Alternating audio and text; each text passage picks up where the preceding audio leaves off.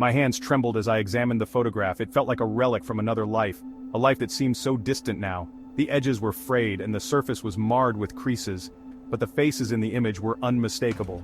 It was creased, worn, but the image was clear. Claire smiling brightly, arm in arm with a man I'd never seen before. Her eyes sparkled with a joy I hadn't seen in years, a joy that seemed almost foreign to me now. The man from the parking garage. His face was etched into my memory, a shadowy figure who had appeared out of nowhere, the man who had saved my life. I owed him everything, yet I knew nothing about him. Who was he? Why had he helped me? A cold fear gripped Alex's heart. The unknown was a terrifying abyss, and he was teetering on its edge. He was a ghost, living in the shadows, betrayed by those he trusted most, or so he thought. The lines between friend and foe had blurred, leaving him in a perpetual state of paranoia. The safe house was a dingy one-room apartment, barely furnished. It was a stark contrast to the life he once knew, a life filled with comfort and security. Dust motes danced in the weak stream of sunlight filtering through a grimy window.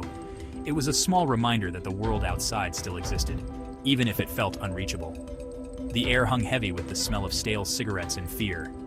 Every breath was a reminder of the danger that lurked just beyond the walls. I ran a hand through my hair, my mind racing. Questions swirled like a storm, each one more pressing than the last. Who could I trust? Where could I go? I had to find out the truth. The uncertainty was eating me alive, and I knew that the only way to survive was to uncover the secrets that had led me here. He glanced at the burner phone on the table, a lifeline to a world that now seemed so distant. It was his only connection to the outside, a fragile thread that could snap at any moment.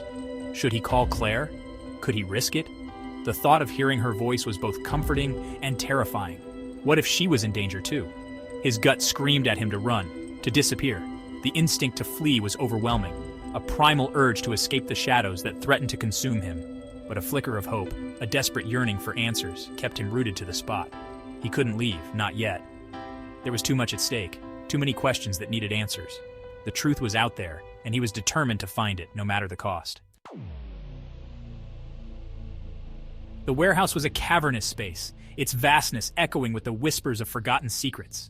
Its darkness barely pierced by a few flickering fluorescent lights, casting an eerie glow that seemed to dance with the shadows. The air was thick with the smell of mildew and decay, a testament to the years of neglect and abandonment. Agent Harris sat across from the mob boss, the tension between them palpable, like a coiled spring ready to snap. The mob boss was a heavy-set man with eyes as cold and hard as steel, his presence dominating the room. A single bare bulb illuminated the table between them, its harsh light creating stark contrast in the dim room. The light cast long, distorted shadows on the surrounding walls, adding to the sense of unease that permeated the space. She'll do it. She has no other option left. She doesn't have a choice. Her back is against the wall and she knows it. He tapped a thick finger on the file in front of him. Claire's file. It was a dossier filled with her darkest secrets and most vulnerable moments. And you? Are you prepared to put everything on the line for this?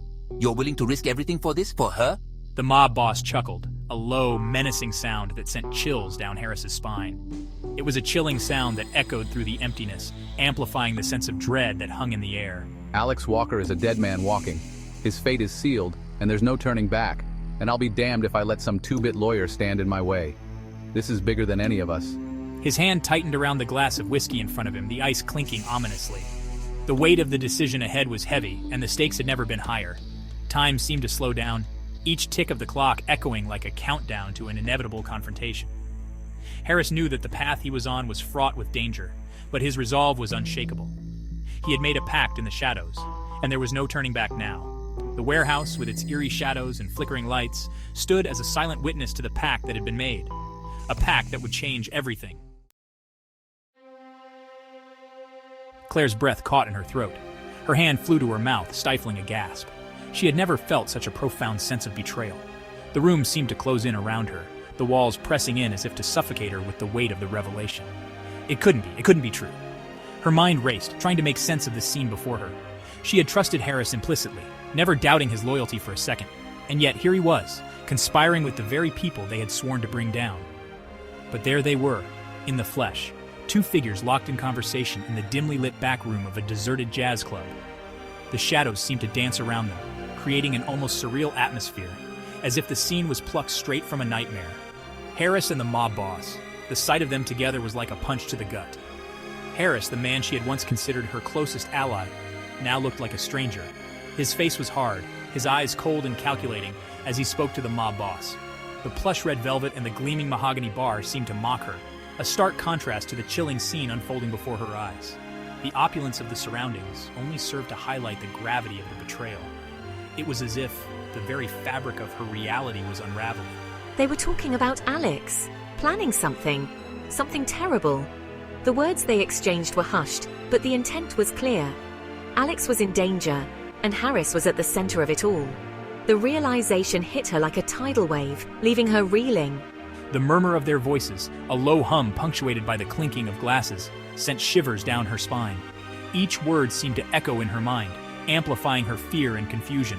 She strained to hear more, desperate to understand the full extent of their plans. She wanted to turn and run, to escape the suffocating atmosphere of betrayal and deceit. Her instincts screamed at her to flee, to put as much distance between herself and the treacherous scene as possible. But she knew she couldn't leave. Not yet. But her feet felt rooted to the spot. It was as if an invisible force was holding her in place, compelling her to stay and witness the full extent of the treachery. Her heart pounded in her chest, each beat a painful reminder of the trust that had been shattered. She had to hear this. She had to know what they were planning. Every fiber of her being was focused on the conversation, her senses heightened by the adrenaline coursing through her veins. She knew that whatever they were plotting, it was crucial for her to understand it fully. The fate of Alex, and perhaps many others, depended on it.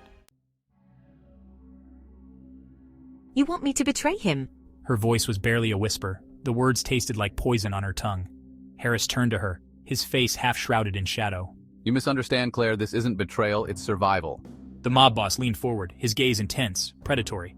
Your friend Alex, he's a dangerous man. He's made some powerful enemies. Claire's eyes darted between Harris and the mob boss, her expression a mixture of fear and defiance. We can protect you, Claire, but you have to trust us. He reached out a hand towards her, an invitation to a darkness she never thought she'd encounter. Claire stared at her reflection in the bathroom mirror. Her face was pale, her eyes red-rimmed and filled with a haunting mix of fear and resolve. Her hand trembled as she reached up to smooth back a stray strand of hair. What had she gotten herself into? She thought of Alex, of his haunted eyes and the weight of his secrets. She thought of the danger he was in, of the enemies who hunted him from the shadows. And she knew with a sickening certainty that she had no choice. She had to trust Harris. She had to play their game. It was a dangerous gamble, a leap of faith into the unknown, but it was Alex's only chance. Alex paced the confines of the safe house, his unease growing with each passing minute. Claire was coming. She had agreed to meet him. But every instinct screamed danger. He clutched the burner phone, his lifeline to Claire, to the truth. Her voice on the other end had been strained, hesitant. She had insisted on meeting him, on explaining everything. But something felt off. He glanced at the photo again, at Claire's smiling face, her arm linked with his would-be assassin. The memory of that night, the screech of tires, the flash of a gun, sent a shiver down his spine. Could he really trust her? Could he afford not to? The abandoned amusement park was a desolate landscape of rusted metal and shattered dreams. The Ferris wheel stood frozen against the twilight sky, a skeletal reminder of happier times. A lone swing set creaked mournfully in the breeze, its chains clinking like ghostly applause. Alex stood at the park's entrance, his eyes scanning the shadows, his senses on high alert. The air was thick with the silence of anticipation, broken only by the distant rumble of traffic. He felt a cold dread creep up his spine. This was it, the moment of truth, the point of no return. You came? Claire's voice was soft, almost lost in the vast emptiness of the abandoned amusement park. She stood a few feet away, her silhouette barely visible in the fading light.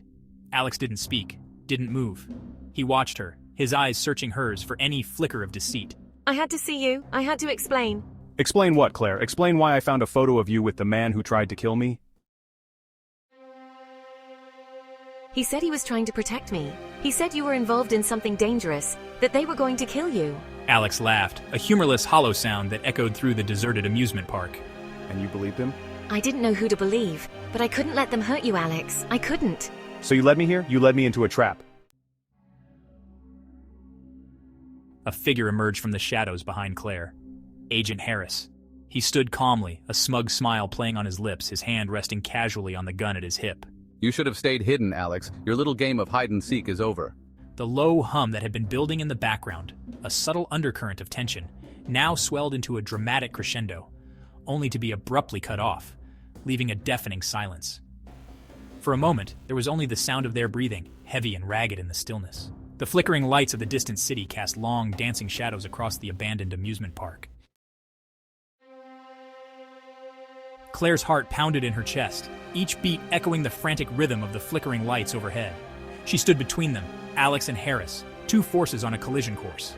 Alex's eyes met hers, a maelstrom of emotions swirling within them: betrayal, anger, a flicker of hope.